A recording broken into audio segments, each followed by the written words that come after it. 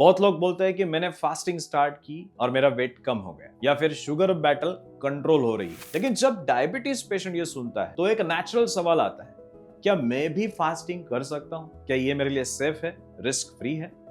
इसका answer simple yes या फिर नो में नहीं है। इंटरमिटेंट फास्टिंग डायबिटीज पेशेंट के लिए बेनिफिशियल भी हो सकती है और रिस्की भी है। ये डिपेंड करता है पेशेंट का टाइप क्या है, उसके शुगर कंट्रोल की स्टेटस क्या है और वो कैसे इस फास्टिंग को फॉलो कर रहा है।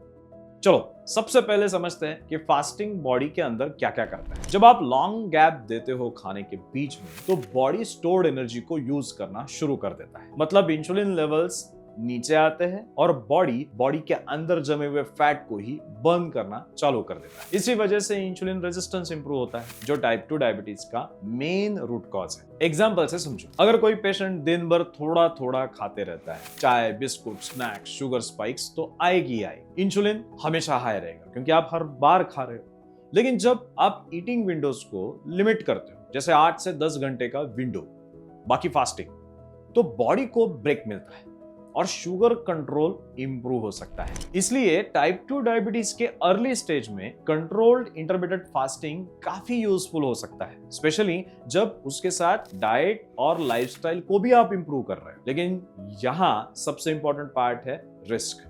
अगर कोई पेशेंट मेडिसिन या इंसुलिन ले रहा है और बिना गाइडेंस के फास्टिंग स्टार्ट कर देता है तो शुगर डेंजरसली लो भी हो सकती है। इस कंडीशन को हाइपोग्लाइसीमिया कहते हैं, जिसमें डिजीनेस, स्वेटिंग, कंफ्यूजन और इवन अनकॉन्शियसनेस तक भी हो सकता है। इसीलिए फास्टिंग ब्लाइंडली फॉलो करना डायबिटीज पेशेंट के लिए डेंजरस हो सकता है।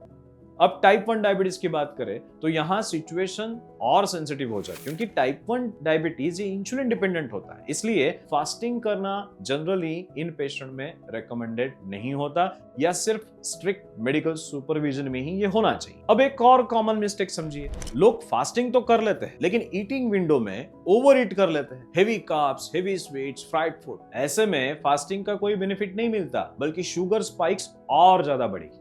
इसीलिए फास्टिंग का मतलब सिर्फ ना खाना नहीं है, बल्कि कब और क्या खाना है ये इक्वली इंपॉर्टेंट है। अब चलो प्रैक्टिकल बात करते हैं। अगर कोई टाइप 2 डायबिटीज का पेशेंट फास्टिंग ट्राई करना चाहता है तो वो क्या ध्यान रखे?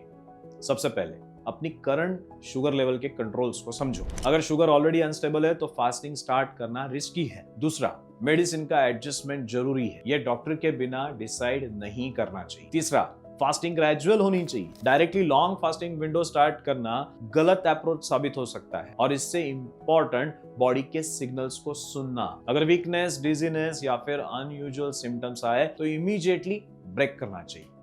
सिंपल शब्दों में अगर इसे समझाऊं तो इंटरमिटेंट फास्टिंग एक टूल है, मैजिकल सॉल्यूशन नहीं। सही पेशेंट, सही कंडीशन और सही गाइडेंस के साथ अगर इसे यूज किया जाए तो बेनिफिट डेफिनेटली होगा, लेकिन गलत तरीके से किया जाए तो रिस्क भी हो सकती है। और इसी तरह के स्ट्रक्चर्ड अप्रोच पर काम किया जाता है माधोबाग में, जहां फास्टिंग डाइट और लाइफस्टाइल को पेशेंट के कंडीशन के हिसाब से प्लान किया जाता है, ताकि शुगर कंट्रोल सेफ और सस्टेनेबल तरीके से इंप्रूव हो। अगर आपको ये एक्सप्लेनेशन क्लियर लगा वीडियो को तो जरूर लाइक कीजिए, और अगर आप इंटरमिटेंट फास्टिंग ट्राई करना चाहते हो और कंफ्यूज हो कि आपके केस में सेफ है या नहीं, तो कमेंट में जरूर पूछें।